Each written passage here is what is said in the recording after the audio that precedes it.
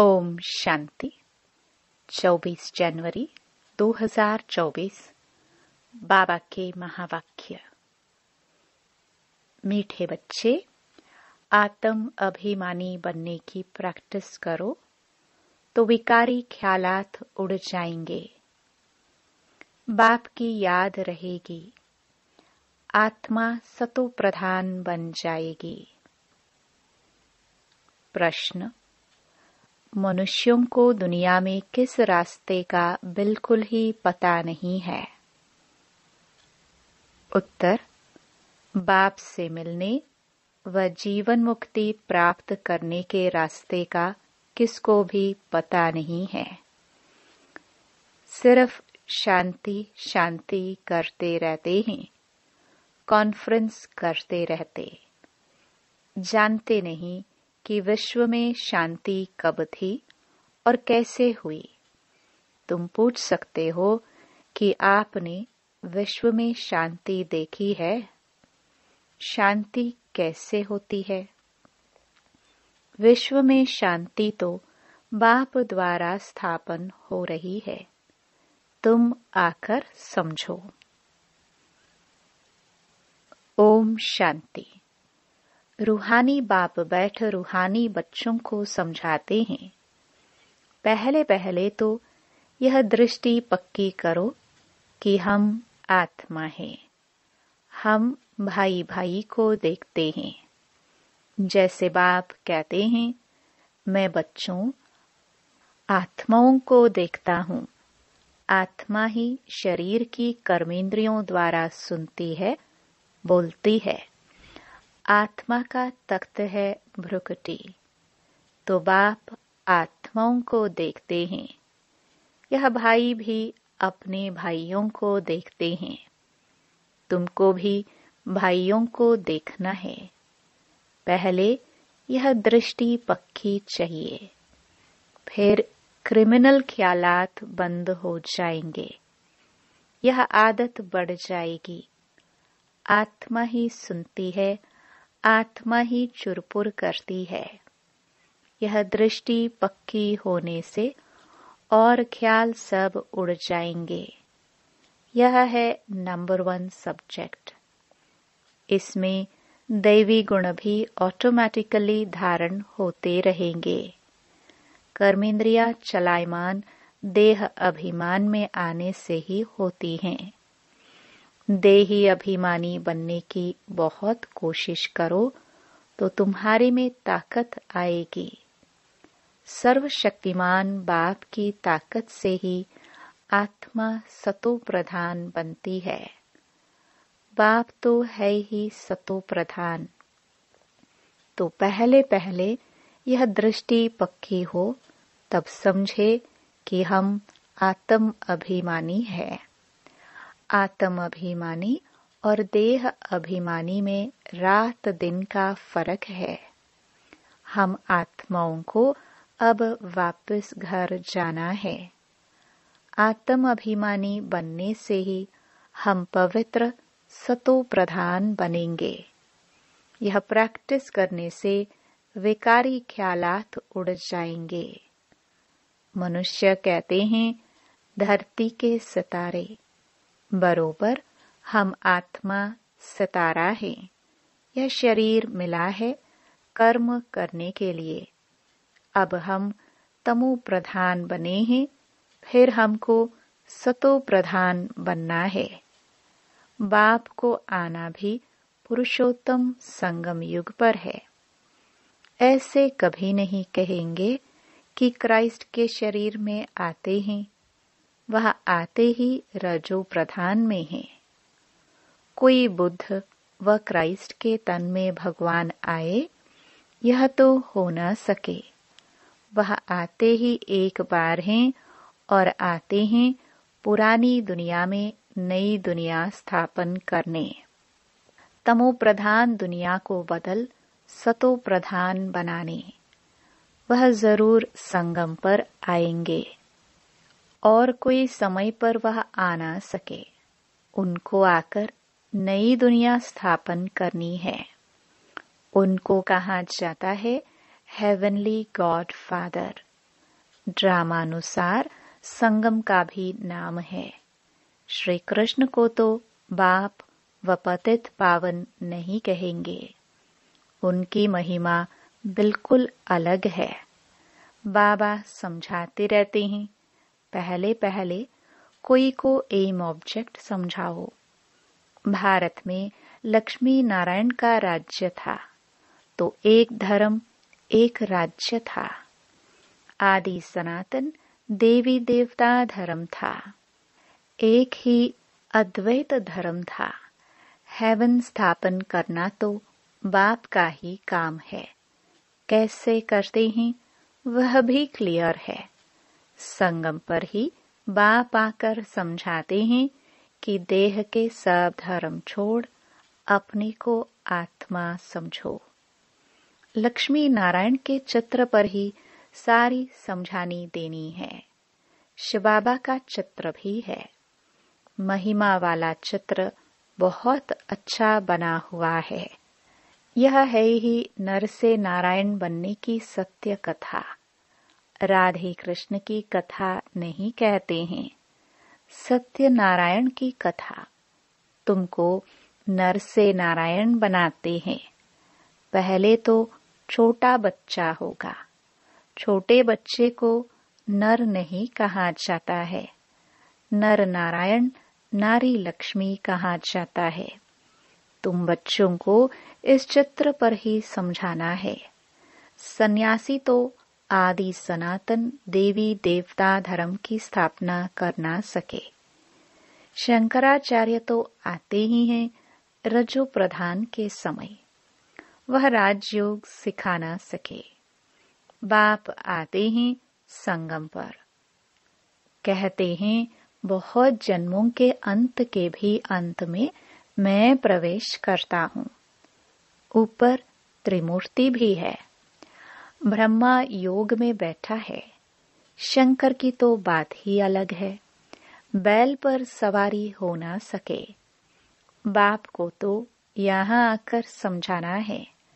विनाश भी यहाँ ही होता है। लोग कहते हैं विश्व में शांति हो।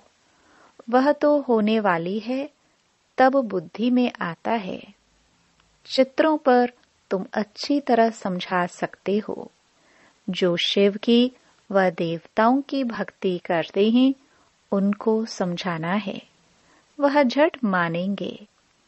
बाकी नेचर व साइंस आदि को मानने वालों की बुद्धि में बैठेगा नहीं। दूसरे धर्म वालों की भी बुद्धि में नहीं आएगा। जो कन्वर्ट हुए होंगे वही निकल आएंगे। उनकी क्या फिक्रात करनी है। देवता धर्म वाले व बहुत भक्ति करने वाले अपने धर्म में बहुत पक्के होंगे। तो देवताओं के पुजारियों को समझाओ। बड़े आदमी कभी आएंगे नहीं। समझो बिरला है, इतने मंदिर बनाते हैं। उनके पास ज्ञान सुनने की फुर्सत ही कहाँ है। सारा दिन बुद्धि धंधे में लगी रहती है। पैसे बहुत मिलते हैं तो समझते हैं मंदिर बनाने से धन मिलता है। यह देवताओं की कृपा है। तुम्हारे पास कोई आए तो लक्ष्मी नारायण का चित्र उन्हें दिखाओ। बोलो तुम विश्व में शांति चाहते हो, तो विश्व में शांति का राज्य इस दुनिया में था। फलानी तारीख से फलानी तारीख तक सूर्यवंशी राजधानी में बहुत शांति थी।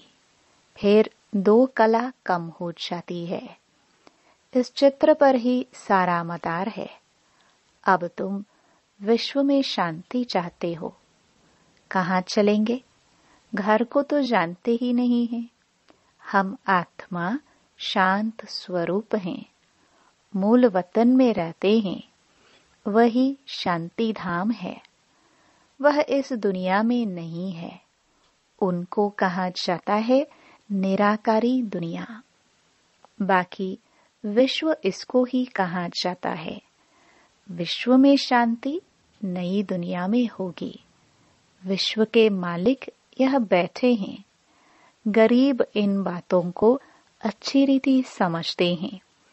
कोई कहते हैं यह रास्ता बहुत अच्छा है, हम रास्ता ढूंढते थे, रास्ते का मालूम ही नहीं तो ढूंढेंगे क्या। ऐसा कोई नहीं जिसको बाप और जीवन मुक्ति के रास्ता का पता हो।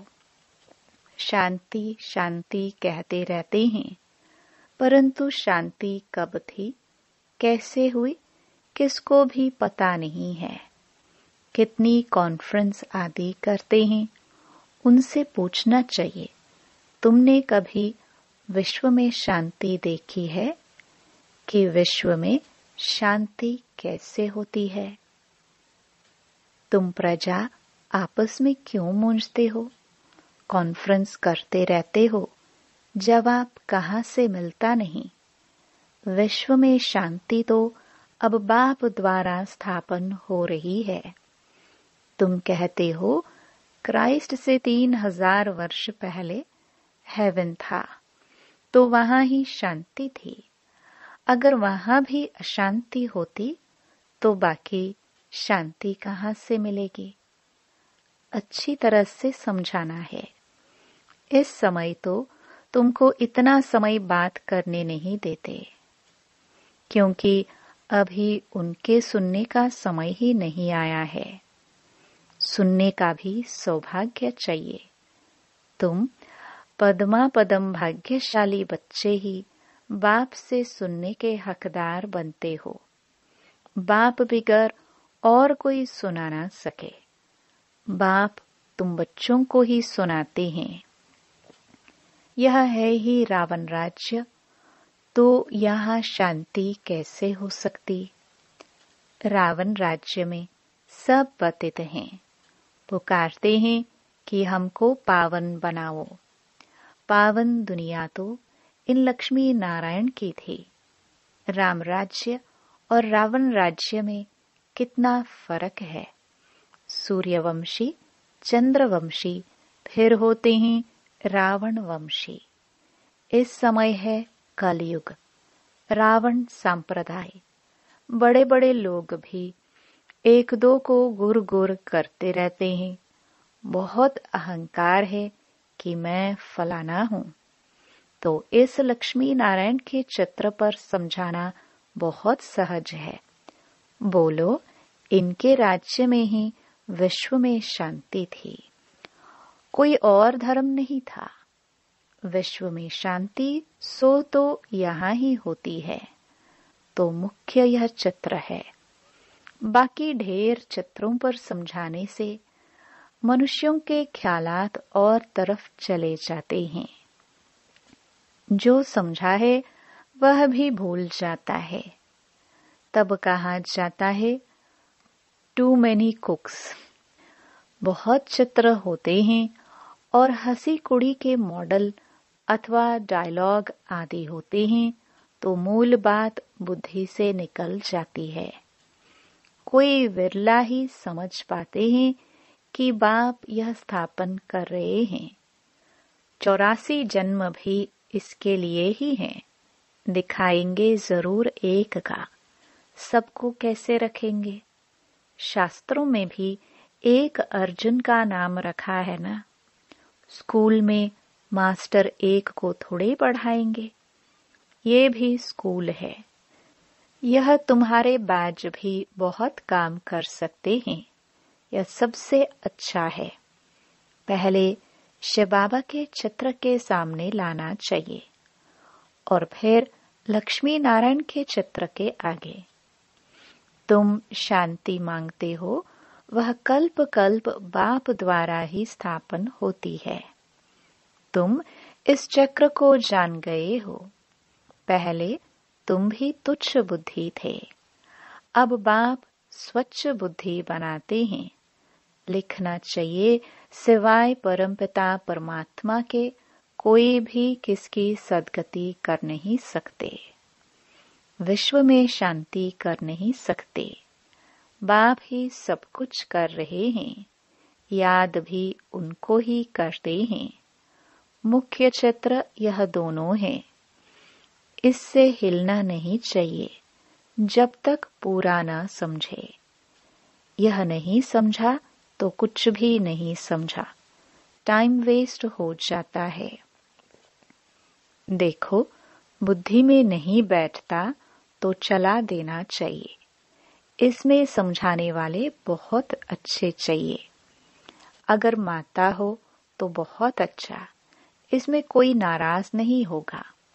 यह तो सब जानते हैं कि कौन कौन समझाने में तीखे हैं। मोहिनी है, मनोहर है, गीता है, बहुत अच्छे अच्छे बच्चे हैं। तो पहले लक्ष्मी नारायण के चित्र पर एकदम पक्का कराना चाहिए। बोलो, इन बातों को अच्छी रीति समझो, तब शांति की दुनिया में जा सकेंगे। मुक्ति, जीवन मुक्ति दोनों ही मिल जाएगी। मुक्ति में तो सब जाएंगे, फिर आएंगे नंबरवार पाठ बचाने। समझाना भी भपके से है। नंबर 1 यह चित्र है। विश्व में शांति के मालिक यही थे। यह बातें समझदार की बुद्धि में बैठती नहीं। भल अच्छा अच्छा कहते हैं, पाँव में गिरते हैं, परंतु बाप को थोड़े जाना। उनको भी माया छोड़ती नहीं है। बाप जो इतना ऊंचा बनाते हैं, उनको तो कितना याद करना चाहिए। इसलिए बाप कहते हैं, मुझे याद करो तो तुम्हारे पाप कट जाएंगे, सतो प्रधान बन जाएंगे। यहाँ अंदर आने से खुशी में रोमांच खड़े हो जाने चाहिए। मैं ये बनता हूँ। मैं अंदर हिस्ट्री हॉल में आता हूँ और इन लक्ष्मी नारायण को देखता हूँ। सामने लक्ष्मी नारायण की ट्रांसलाइट रखी है। इन्हें देखकर बड़ा खुश होता हूँ। ओहो, बाबा हमको ये बनाते हैं। वाह बाबा वाह। लौकिक घर में किसका बाप बड़े मर्तबे पर होता है तो बच्चों को खुशी होती है, मेरा बाप वजीर है। तुमको कितनी खुशी होनी चाहिए कि बाप हमको यह बनाते हैं। परंतु माया भुला देती है, बड़ा सामना करती है। तुम बच्चों को बहुत खुशी रहनी चाहिए, दैवी गुण भी धारण करने चाहिए। आत्म अभिमानी भाव। भाई भाई को देखो तो स्त्री को भी आत्मा के रूप में ही देखेंगे। क्रिमिनल आई होगी नहीं। मनसा तूफान तब आते हैं जब तुम भाई भाई की दृष्टि से नहीं देखते हो। इसमें बड़ी मेहनत है, प्रैक्टिस अच्छी चाहिए।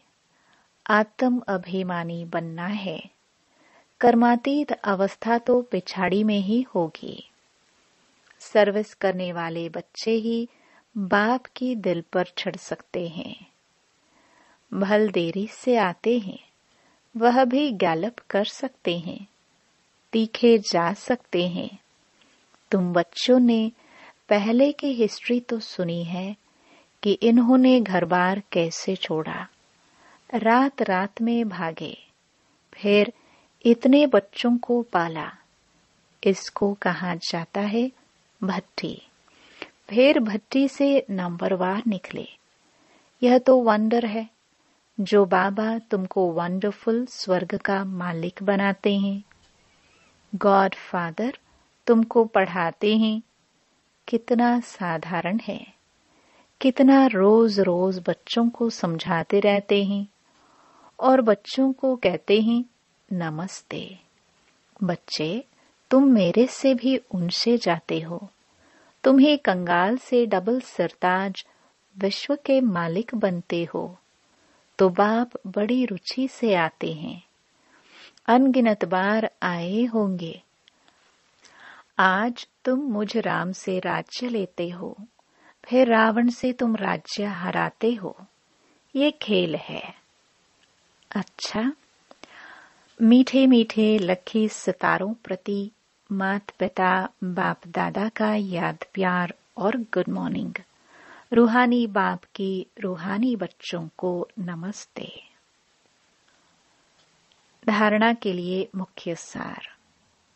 पहला, आत्मा को सतो प्रधान बनाने के लिए एक सर्वशक्तिमान बाप से ताकत लेनी है। देही अभिमानी बनने का पुरुषार्थ करो। हम आत्मा भाई भाई है, यह प्रैक्टिस निरंतर करते रहो। दूसरा, बाप और लक्ष्य। लक्ष्मी नारायण के चित्र पर हर एक को विस्तार से समझाओ। बाकी बातों में टाइम वेस्ट मत करो। वरदान। धरनी, नब्ज और समय को देख सत्य ज्ञान को प्रत्यक्ष करने वाले नॉलेजफुल भव। बाप का यह नया ज्ञान सत्य ज्ञान है। इस नए ज्ञान से ही नई दुनिया स्थापन होती है। यह अथॉरिटी और नशा स्वरूप में इमर्ज हो, लेकिन इसका अर्थ यह नहीं कि आते ही किसी को नए ज्ञान की नई बातें सुनाकर मूंझा दो। धरनी, नब्ज और समय सब देख करके ज्ञान देना, यह नॉलेजफुल की निशानी है। आत्मा की इच्छा देखो, नब्ज देखो, धरनी बनाओ, लेकिन अंदर सत्यता के निर्भयता की शक्ति जरूर हो।